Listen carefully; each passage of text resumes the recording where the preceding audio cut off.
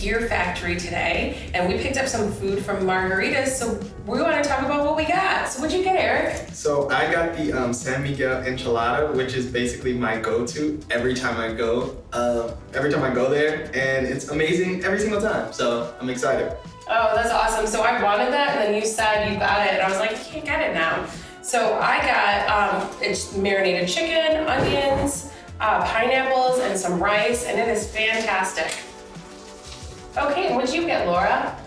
Well, I always have to go with the vegetarian. It's a huge menu at Margaritas. They did not have huevos rancheros, though, made me a little sad. But I did go with a black bean quesadilla, and I love how colorful all the sides are that it comes with. So I'm excited to try it out. Awesome. So Margaritas is down in Armory Square. So we picked up food and headed on down to the Gear Factory. So we're gonna go and eat, and we'll be back to interview Eric. Oh, well, that was good. I am full. Oh yeah, so good. So we're back here with Eric Jackson from Black Cub Productions. Thank you for joining us today. Yeah, thank you for having me. Awesome. Fantastic. So thanks for joining us, Eric. I've always wondered, you're not from Syracuse. So what brought you to Syracuse and what keeps you here? Yeah, so what brought me to Syracuse was the university. I had never even heard of Syracuse or Syracuse University before I was introduced to it back when I was, 16 years old. I was really looking for a college campus environment, somewhere where I could really just feel like it was gonna be a college town. And when I got to the university, immediately fell in love with it. But then while I was at the university studying and really starting to dive into videos and stories, that's when I started to fall in love with the community. And there was one person in particular who got us to stay here, and it was Johanna Rogers. We were planning on moving back to LA and starting this company, or we had already started the company, but taking it to LA. And she, as well as other leaders in the city, helped convince us to stay. But we did see a lot of opportunity here. And I think one thing that keeps me here and keeps us here is the energy of the people here. There's a lot of people here who really, really want to see a lot of growth and development, not only for the city, but sort of equitably amongst different groups of people and communities. And we're hoping to see Syracuse continue to bloom and blossom in the same way that, LA did, or Manhattan, or even Madrid, all these places. They had to start somewhere. Right. And there's people here, and the city leaders want to help see that come to fruition. So that's one of the things that keeps us here. Yeah, that's great. Yeah, that's awesome. Is there a spot in Syracuse that you find inspiring or you draw inspiration from? What's interesting about that, I wouldn't say there's necessarily a spot in Syracuse that I draw inspiration from, more than, I guess this is kind of to the other question too, more than the people. And so then one of the places where I often see and I'm around a lot of people, all creatively, and we kind of get to sit and speak and drink and eat, is at the Salt City Market. Yeah. That's where everybody goes. You see, we always bump into each other, but it's a great space that just feels so alive and colorful and energetic, and people are always moving and hustling in there, as well as relaxing. It's a great space where I always get to sit down with amazing people, have amazing conversations, and I always feel refilled after I'm with people in there. Yeah, and also amazing food. Yes, and amazing food. You can't beat that. All right, you told me earlier there's kind of 3 parts to your business, and one of them is the community aspect. So I know you have this Life Through My Lens program that you do with the younger kids and teaching them how to tell their stories digitally and through video. So can you tell us a little bit more about that project? Absolutely. It's one of our largest passions amongst building this business, is being able to develop a creative talent pipeline to allow people into this digital storytelling space. There's so many opportunities.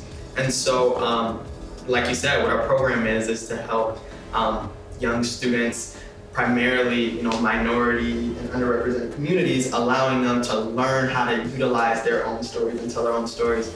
And so it's a 12-week course where we take them through mainly empowering them to want to tell their stories and to understand that their stories and perspectives are important, and it's a gift to the world.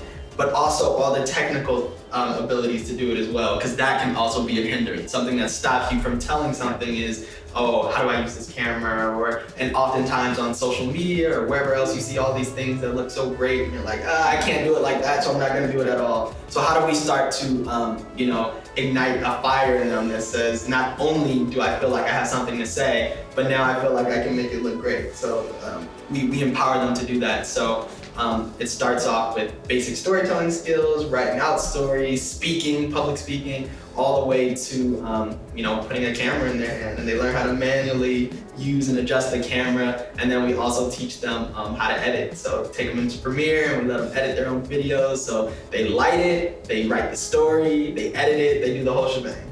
Yeah, that's awesome. I've seen you do some of the work with the kids and I see their growth as they go through the program. It's awesome. We were able to see your work with the Shanequa Gay Project, and I was wondering what part of that project brought you like the most pride? Absolutely. I love stories, and I love hearing and understanding and learning about people's stories. And the most interesting stories oftentimes comes from artists.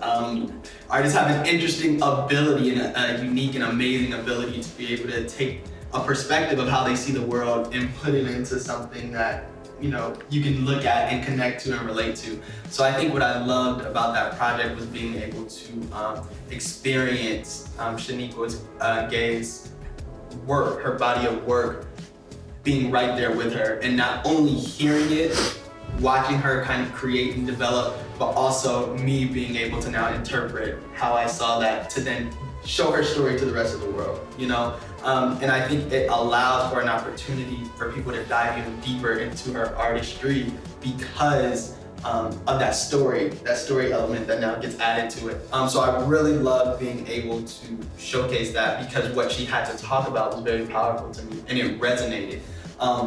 It was similar to our own goal as a company. She was trying to build, essentially think of it like a Narnia for Black people, for Black women. What does that look like, right? And so experiencing that and being able to find a way through video to try to express that and express what she wanted out into the world definitely brought me a lot of pride. Okay, Eric, so where can our viewers find out more about you and Black Cub? You can learn more about us and see what we're up to at our website at blackcubproductions.com, as well as on our social media at Black Cub Productions. Hey, thanks for joining us today. Yeah, thank you for having me. This was great, and the food was great. Thank you. We also want to thank Rick DeCito for letting us use the Gear Factory to film today. This building is amazing. If you've never checked it out, you can make an appointment to come see the lofts, the places where artists have live-in studios. There are new studios being made for artists here too. They'll be ready, looks like pretty soon.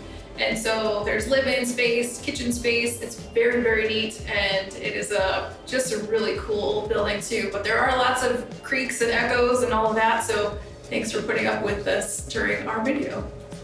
And we'll see all you guys on our next mini episode of Off the Wall and Up Close.